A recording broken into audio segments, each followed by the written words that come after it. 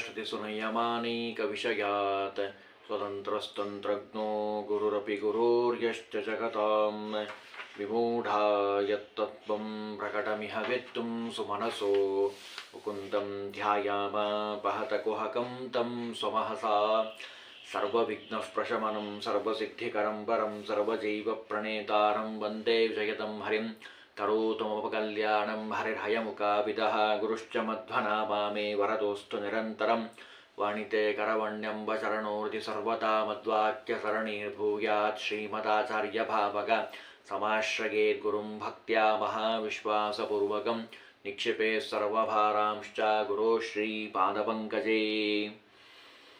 ಅಪರೋಕ್ಷ ಜ್ಞಾನಿಗಳಾದ ಜಗನ್ನಾಥದಾಸರು ಭಗವಂತನ ಅತ್ಯದ್ಭುತವಾದ ವ್ಯಾಪ್ತಿಯನ್ನು ನಮಗೆ ಅನೇಕ ರೀತಿಯಲ್ಲಿ ತಿಳಿಸ್ತಾ ಇದ್ದಾರೆ.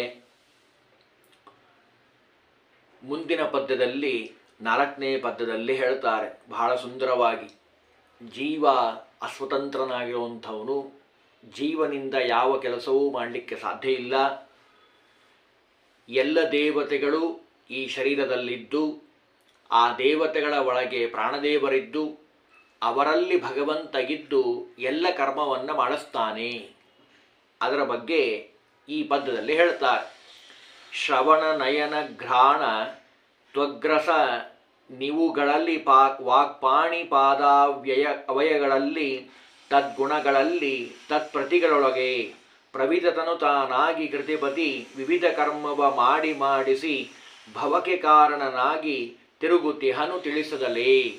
ಬಹಳ ಸುಂದರವಾಗಿ ಭಗವಂತನ ಅತ್ಯದ್ಭುತವಾದ ಮಹಿಮೆಯನ್ನು ಈ ಪದದಲ್ಲಿ ತಿಳಿಸ್ತಾರೆ. ಶ್ರವಣ ನಯನ ಘ್ರಾಣ ತ್ವಗ್ರಸನ, ಎಷ್ಟು ಸುಂದರವಾಗಿ ಹೇಳ್ತಾರೆ ನೋಡಿ. ಶ್ರವಣ ಅಂದರೆ ಕೇಳೋದು. ನಾವು ಕೇಳ್ತಾ ಇದ್ದೀವಿ ಅಂದರೆ ಅದು ನಾವು ಕೇಳ್ತಾ ಇರೋದಲ್ಲ, ದೇವತೆಗಳು ನಮ್ಮಲ್ಲಿ ಇದ್ದು ನಮಗೆ ಕೇಳೋ ಹಾಗೆ ಮಾಡ್ತಾರೆ. ಅದರಲ್ಲಿ ಭಗವಂತ ಇದ್ದಾನೆ. ಶಬ್ದವನ್ನು ಈಗ ನಾವು ಹೇಳ್ತಾ ಇದ್ದೀವಿ, ನೀವು ಕೇಳ್ತಾ ಇದ್ದೀರಿ. ಕೇಳೋದು ಅಂತ ಏನಿದೆ ಅಲ್ಲ, ಅದು ಭಗವಂತನ ದಯದಿಂದ ಆಗೋದು. ಶ್ರವಣ, ಎರಡನೇದು ನಯನ, ನೋಡೋದಾಗಿರ್ಬೋದು. ಅನೇಕ ಪದಾರ್ಥಗಳನ್ನು, ಪ್ರಪಂಚವನ್ನು ಎಲ್ಲವನ್ನು ನೋಡ್ತೀವಿ, ಅದು ನೋಡೋದಾಗಿರ್ಬೋದು. ಘ್ರಾಣ, ವಾಸನೆಯನ್ನು ಸ್ವೀಕಾರ ಮಾಡೋದು. ತ್ವಗೀಂದ್ರಿಯದಿಂದ ಶೀತೋಷ್ಣಗಳನ್ನು ತಿಳಿಯುವಂಥದ್ದು. ಇನ್ನು ರಸನ ಅಂದರೆ ಬಾಯಿಯಿಂದ ಆಹಾರವನ್ನು ರಸನೇಂದ್ರಿಯದಿಂದ ಜಿಹ್ವೇಂದ್ರಿಯದಿಂದ ಸ್ವೀಕಾರ ಮಾಡುವಂಥದ್ದು. 5 ಇಂದ್ರಿಯಗಳು, ಜ್ಞಾನೇಂದ್ರಿಯಗಳು, ಅದರಿಂದ ಸ್ವೀಕಾರ ಮಾಡುವಂತಹ ಯಾವುದೇ ಕರ್ಮ ಆಗಿರಬಹುದು. ಜೊತೆಗೆ ವಾಕ್ಪಾಣಿ ಪಾದಾದ್ಯ ಅವಯವಗಳಲ್ಲಿ, ವಾಕ್ ಅಂದರೆ ವಾಗೀಂದ್ರಿಯ, ಮಾತಾಡೋದು, ಮತ್ತು ಪಾಣಿ ಅಂದರೆ ಕೈಗಳು,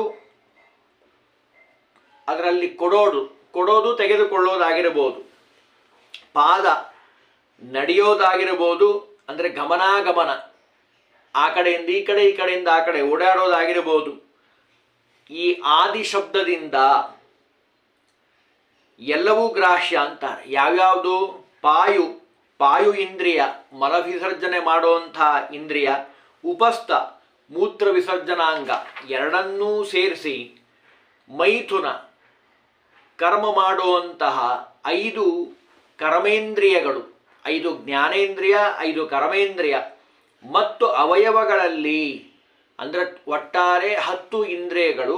ಆ 10 ಇಂದ್ರಿಯಗಳಲ್ಲಿ ತದ್ಗುಣಗಳಲ್ಲಿ ಅಂದರೆ ಆ 10ರಲ್ಲಿ ವಿದ್ಯಮಾನವಾಗಿರುವಂತಹ ಸಾತ್ವಿಕವಾದ ಗುಣಗಳಲ್ಲಿ ತತ್ಪ್ರತಿಗಳೊಳಗೆ, ತತ್ ಅನ್ನೋ ಶಬ್ದಕ್ಕೆ ಆ 10 ಇಂದ್ರಿಯಗಳ ಪತಿಗಳು, ಅಭಿಮಾನಿಗಳಾದ ನಿಯಾಮಕ ದೇವತೆಗಳ ಒಳಗೆ ಪ್ರವಿತತನು ತಾನಾಗಿ, ಪರ ಅಂದರೆ ಚಂದಾಗಿ, ವಿತತನು ಅಂದರೆ ವ್ಯಾಪ್ತನಾಗಿ, ತಾನಾಗಿ ಅನ್ನೋ ಶಬ್ದಕ್ಕೆ ವಿತತನು ಅಂದರೆ ವ್ಯಾಪ್ತನು, ತಾನಾಗಿ ಅಂದರೆ ಸ್ವ ಇಚ್ಛೆಯಿಂದ, ಅಂದರೆ ಅನ್ಯ ಪ್ರೇರಣೆ ಇಲ್ಲದೆ, ಬೇರೆ ಯಾರೂ ಹೇಳದೆ ತಾನಾಗಿ ಕೃತಿಪತಿಯಾಗಿರುವಂತಹ ಲಕ್ಷ್ಮೀದೇವಿ, ಆ ಕೃತಿಪತಿ ನಾಮಕನಾಗಿರುವಂತಹ ಲಕ್ಷ್ಮೀಪತಿಯಾಗಿರುವಂತಹ ಪ್ರದ್ಯುಮ್ನ ರೂಪಿ ಭಗವಂತ ವಿವಿಧ 84 ಲಕ್ಷ ಯೋನಿಗತರಾಗಿರುವಂಥ ಜೀವರಲ್ಲಿ ಕರ್ಮವ ಎಲ್ಲ ಕರ್ಮವನ್ನು ಅನೇಕ ವಿಧವಾದ ಪ್ರಾಣಿಗಳಿದ್ದಾವೆ, ಅನೇಕ ವಿಧವಾದ ಪಕ್ಷಿಗಳಿದ್ದಾವೆ. ಎಷ್ಟೋ ಪ್ರಾಣಿ ಪಕ್ಷಿಗಳ ಹೆಸರೇ ನಮಗೆ ಗೊತ್ತಿಲ್ಲ. ಅಂತಹ ಎಲ್ಲ ಕಡೆ ಇದ್ದು ಕರ್ಮವ ಮಾಡಿ ತಾನೇ ಮಾಡ್ತಾನೆ, ಮಾಡಿಸಿ ಅವರಿಂದ ಕರ್ಮವನ್ನು ಮಾಡಿಸಿ ದೇಹಗತವಾಗಿ ಭವಕೆ ಅಂದರೆ ಪ್ರಾಣಿಗಳು ಸಂಸಾರದಲ್ಲಿ ಪರಿವರ್ತನೆ ಆಗಬೇಕಾದ್ರೆ ಅವರ ಕರ್ಮದಿಂದ ಅದು ಪರಿವರ್ತನೆ ಆಗಲಿಕ್ಕೆ ಸಾಧ್ಯ. ಕಾರಣನಾಗಿ ತಾನು ನಿಮಿತ್ತ ಕಾರಣನಾಗಿರ್ತಾನೆ. ತಿರುಗಿಸುತ್ತಿಹನು ಎಲ್ಲ ಪ್ರಾಣಿಗಳನ್ನು ದೇಹ ವಿವಕ್ಷಯ ಜನನ ಮರಣ, ಜನನ ಮರಣ, ಹುಟ್ಟೋದು ಸಾಯೋದು, ಹುಟ್ಟೋದು ಸಾಯೋದು, ಈ ಚಕ್ರದಲ್ಲಿ ಮಾಡಿಸ್ತಾನೆ ಭಗವಂತ. ತಿಳಿಸದಲೇ ಯಾರಿಗೂ ಗೊತ್ತಾಗೋದಿಲ್ಲ. ಎಷ್ಟೋ ಜನ ಅನ್ಕೊಂತಾರೆ ನಾವೆಲ್ಲ ಮಾಡಿಬಿಡ್ತೀವಿ ಅಂತ. ಯಾವುದೂ ಮಾಡಲಿಕ್ಕೆ ಸಾಧ್ಯ ಇಲ್ಲ ಅಂತ ಹೇಳಿ ಈ ಪದ್ಯದಲ್ಲಿ ತಿಳಿಸ್ತಾರೆ.